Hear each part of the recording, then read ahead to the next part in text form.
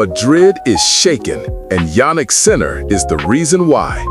Something is happening at the Caja Magica, and if you have been paying attention the last 72 hours, you can feel it in the air. Jannik Sinner has landed in Madrid, and from the very first practice session, the message he is sending to the rest of the tour is impossible to ignore. He is not here to rehearse.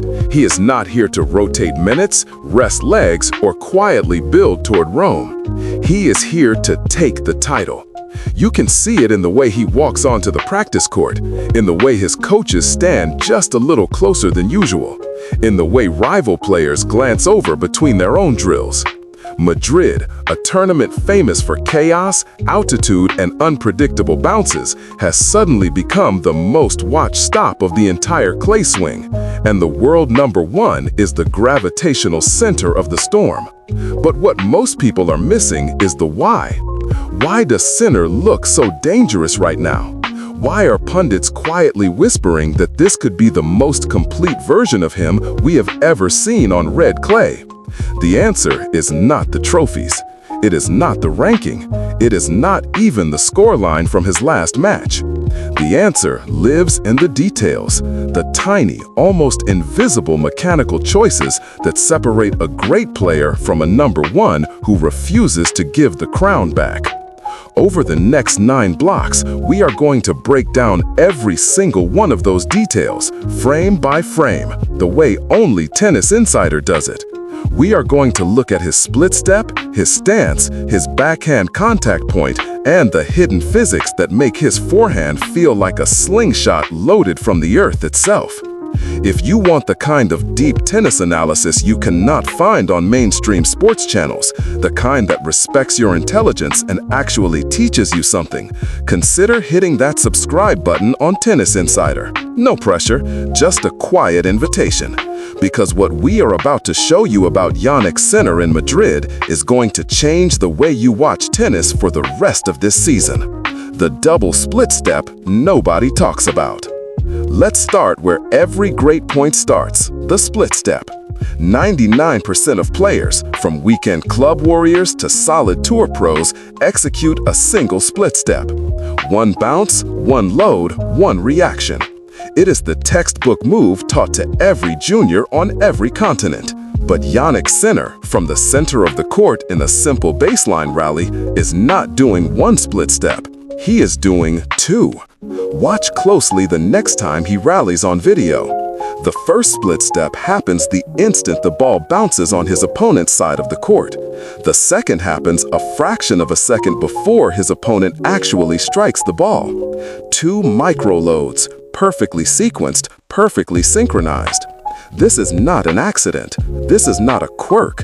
This is a deliberate, trained neuromuscular habit that gives him a reaction advantage measured in milliseconds. And at the top of the ATP, milliseconds are the difference between a defensive slice and an inside-out forehand winner. The first split is a reset.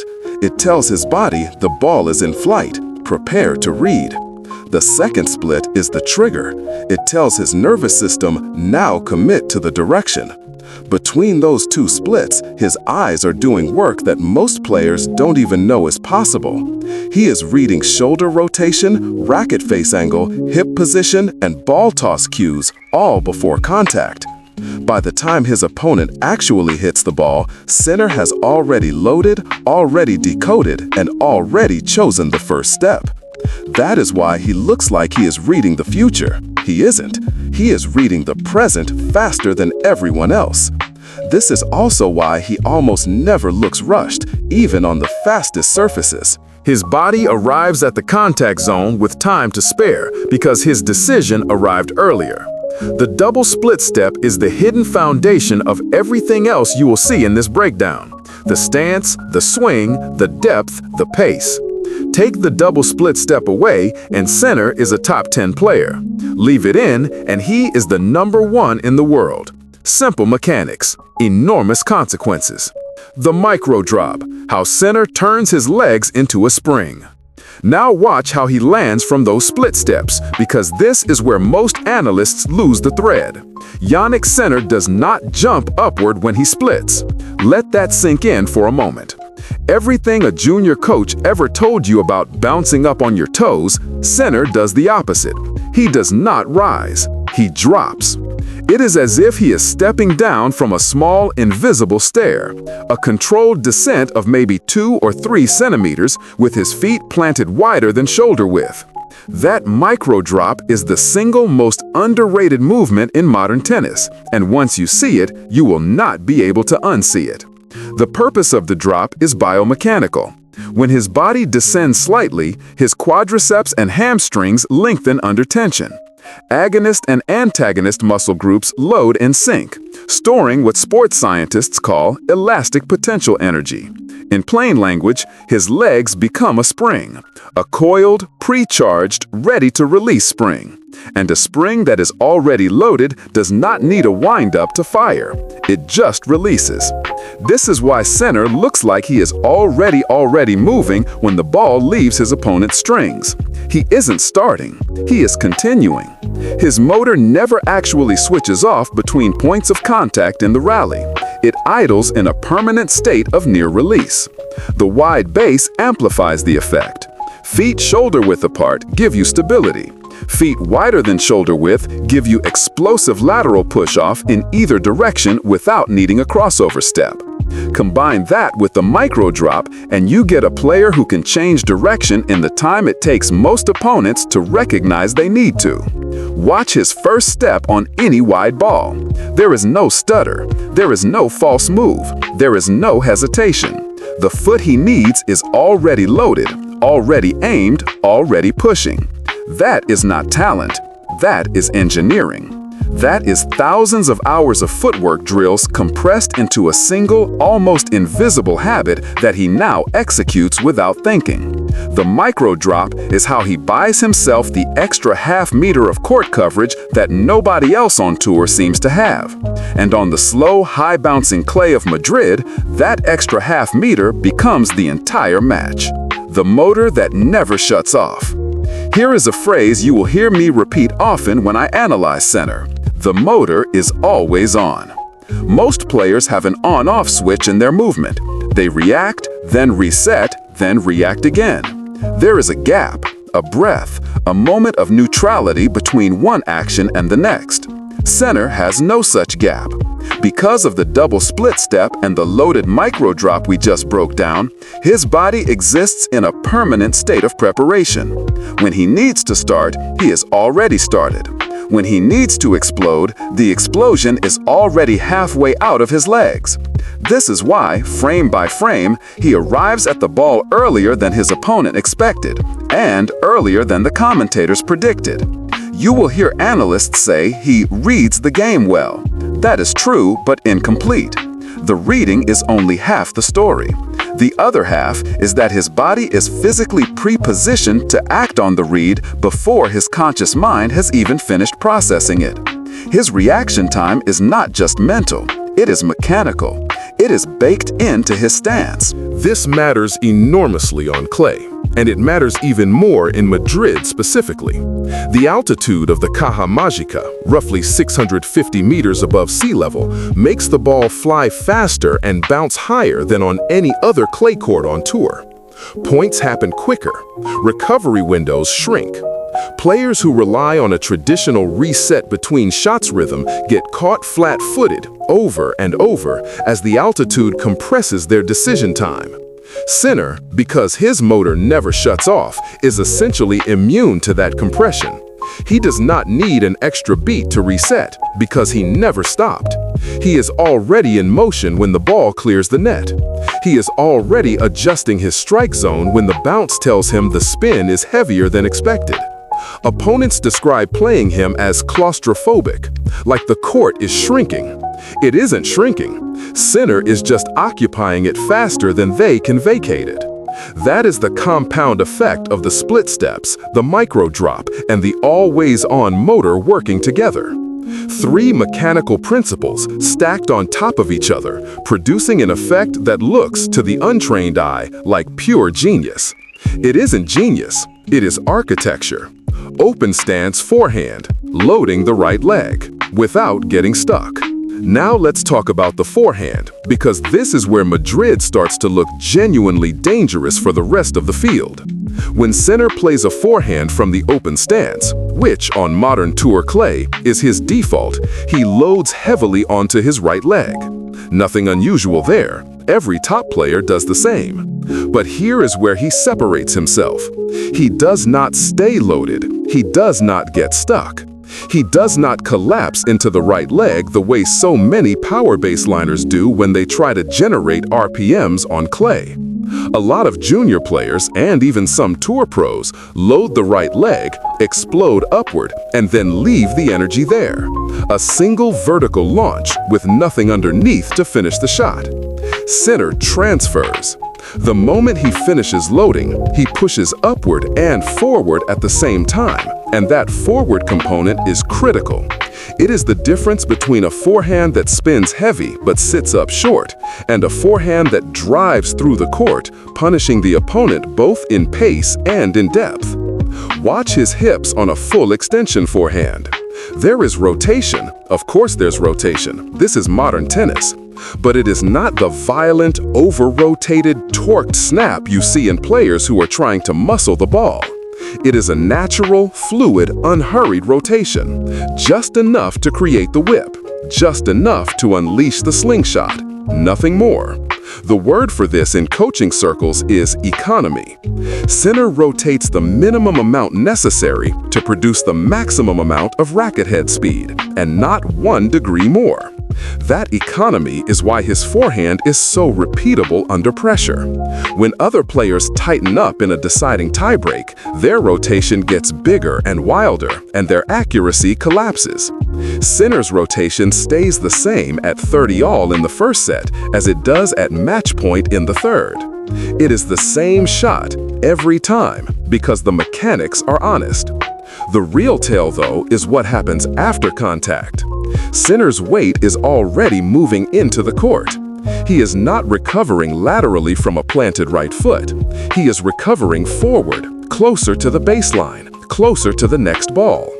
Every forehand takes a meter of court back from his opponent. Over the course of a match, that meter becomes unplayable. The slingshot is not in the arm, it's in the ground. Here is the single most important sentence in this entire breakdown, and I want you to write it down. Jannik Sinner's forehand does not come from his arm. It comes from the ground. Amateur players, and honestly a lot of talented junior players, believe that power in the forehand is created by the swing itself. They focus on the racket head, they focus on the wrist, they focus on the follow-through. And they generate a certain amount of pace, sure, but they hit a ceiling and they cannot figure out why. The ceiling exists because the arm on its own is a small engine. The real engine is the kinetic chain. Feet, ankles, calves, quads, glutes, core, shoulder, elbow, wrist, racket. Energy travels from the ground upward, accelerating through each segment until it explodes out through the strings. If any link in the chain is weak or disconnected, the whole sequence leaks power. Sinner's kinetic chain is essentially airtight. The micro drop we talked about in block 3 preloads the lower segments. The open stance right leg drive we talked about in block 5 fires them. By the time the energy reaches his hips, it is already traveling at a speed his opponent cannot match with arm strength alone. His core then transmits that energy upward. His shoulder turns it into rotational velocity, and his arm, almost as an afterthought, whips the racket through the zone. The slingshot effect you see on television, the one that makes commentators gasp and say, "Where did that come from?" That comes from the ground. Every time, without exception. This is why Sinner can hit a 140 km/h forehand without looking like he is trying. His face is calm, his shoulders are relaxed. There is no grunt, no exaggerated follow-through, no theatrical finish. The ball just leaves the strings at a speed that should not be physically possible given how little effort he appears to be expending. That illusion, effortless power, is always, always, always the sign of a clean kinetic chain. It is the signature of a player who has stopped trying to hit the ball with his arm and started hitting it with his entire body, coordinated as a single instrument. In Madrid, on a surface that rewards kinetic efficiency over muscular brute force, this is a devastating advantage. The two-handed backhand, contact point from another planet. And now we come to the shot that separates Sinner from almost every other player on the tour, the two-handed backhand. Let's start with the single most important data point. Conventional coaching tells you to strike the ball roughly 20 to 30 centimeters in front of your front foot on a two-hander. That is what every academy in the world teaches. Sinner ignores that number entirely. His contact point is 40 to 50 centimeters in front of his front foot, sometimes more. That is not a small adjustment. That is a paradigm shift. Why does he do it? Because the further in front you strike the ball, the more time you steal from your opponent. A backhand taken early, on the rise, arrives at the other side of the court before the opponent has finished recovering from their previous shot. The ball also stays lower and travels faster because you are catching it before it reaches the peak of its bounce. Low, fast, early. Those three adjectives describe every single Sinner backhand that lands inside the baseline, and they describe why opponents look so demoralized when the rally goes to that wing. It feels to the player on the other side like the court has tilted, like the ball is arriving before it should, like time itself is broken. This is the Sinner effect. Now, taking the ball that early is not without risk. Let me be very clear. What Sinner does on the backhand wing is biomechanically dangerous if you do not have three things in place. First, you need perfect lateral spacing. You cannot be too close to the ball or too far from it, because a forward contact point shrinks the margin of error to almost nothing. Second, you need elite deceleration, especially from the non-dominant hand. On a two-hander, the left hand is the steering wheel, and if that left hand is not decelerating with precision through impact, the ball will spray. Third, you need rock-solid core stability, because striking the ball that far in front means your upper body is rotating aggressively while your lower body is still transferring weight. If any of these three elements is off, the ball goes anywhere. Into the net, wide, long, straight at the opponent's body. For Sinner, all three are locked in. The result is a backhand that looks impossible, because for most players, it is. The tightrope: forward, stable, powerful, controlled. Let's stay on the backhand for one more block, because this is where the conversation about Madrid, Rome, and Paris really gets interesting. Sinner's backhand is a tightrope walk. He is playing at the absolute outer edge of what is mechanically viable. Forward but stable, powerful but controlled, aggressive but repeatable. Those four pairs of opposing demands are almost impossible to balance simultaneously, and yet he does it every single point.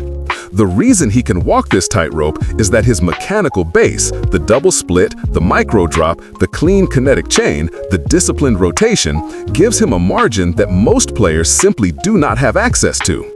When everything underneath is airtight, the player on top can take risks that would be suicidal for anyone else. But here is where the story gets nuanced, and here is where the title of the video becomes a real question rather than clickbait. Taking the ball that early, striking that far in front, compressing decision time on every single shot, this style is brutally effective, but it is also cognitively and physically expensive. Every point is played at maximum efficiency, yes, but also at maximum intensity. There is no margin for a loose ball. There is no cruise control. There is no saving gas for later. The moment he relaxes those mechanics, even by a few centimeters on the contact point, the backhand goes from weapon to liability. That is why the question being whispered in Madrid this week is a serious one. Is Sinner pushing too hard, too early, at an event that is really just a warm-up for the two tournaments that actually define the clay season, Rome and Roland Garros? Clay asks more of the legs than any other surface. The rallies are longer, the slides are more violent, the recovery windows are shorter. Playing this intensely, at altitude, on a fast clay court that rewards the exact brand of aggression Sinner specializes in is a temptation no number one can resist. But temptation has a cost.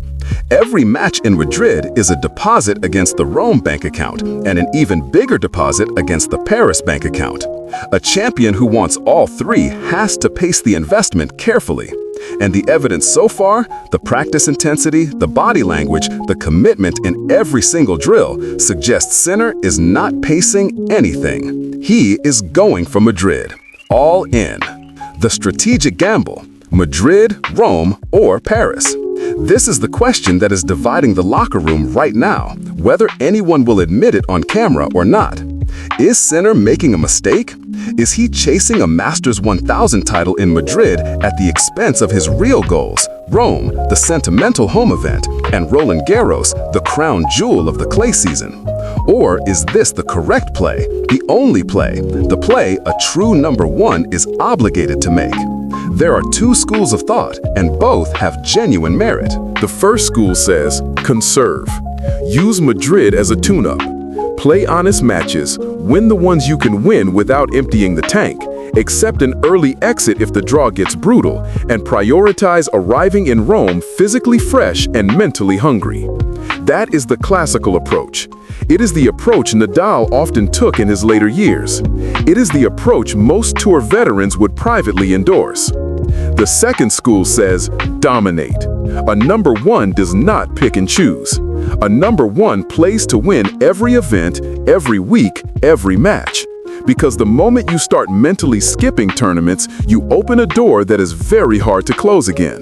You plant a seed of doubt in your own head. Am I good enough to win everything, or am I just good enough to win the important ones? That seed, once planted, can grow into the kind of defensive mindset that has ended careers. Sinner, by everything we are seeing on the practice courts this week, has chosen the second school. He is not conserving. He is not pacing. He is not politely acknowledging that Rome and Paris are more important. He is treating Madrid like the final of the Masters Cup. And here is the wild part. He might be right. The altitude of Madrid actually suits his game better than the heavier, slower clay of Rome or Paris. The fast bounce rewards his early contact point on the backhand. The extra speed off the court plays into his aggressive positioning. The court, in a very specific way, is built for him. If he wins Madrid, he does not just take a trophy. He takes a psychological weapon into Rome and from Rome into Paris. The other contenders, Alcaraz, Zverev, Djokovic, all know this, which is exactly why Madrid feels so loaded right now. The verdict and the road to Paris. So let's land this plane.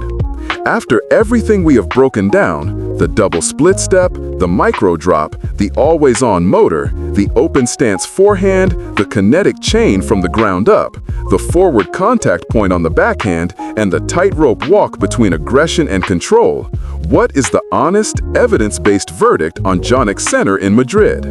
The verdict is this: he is not making a mistake. He is making a statement. He is showing the rest of the field that the number one ranking is not a defensive position for him. It is an attacking one. He is not protecting a lead. He is extending it. And every mechanical detail we just analyzed is engineered precisely to support that strategy on this surface at this altitude in this specific week of the season. Is there risk? Yes, of course there is risk. Playing at this intensity for 3 consecutive clay court tournaments, Madrid, Rome, Paris, is going to demand a level of physical durability that even he has never been asked to sustain before. Something will give, eventually. Legs get heavy. Timing drifts by a few centimeters. The forward contact point on the backhand becomes a forced contact point, and forced contact points become errors. That is the doomsday scenario. But the alternative, the conservative scenario, the one where he eases up in Madrid to save himself for Paris, carries its own hidden cost.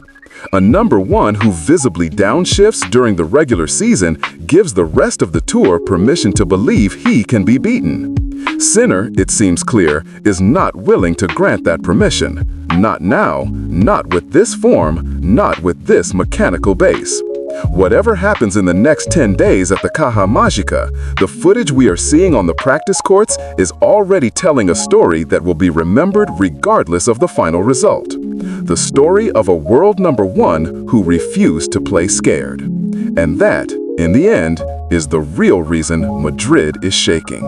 If this kind of evidence-first, frame-by-frame tennis analysis is the content you came here for, Tennis Insider is your home. Hit subscribe, ring the bell, and meet us back here for the next breakdown, because the road to Roland Garros just got a lot more interesting.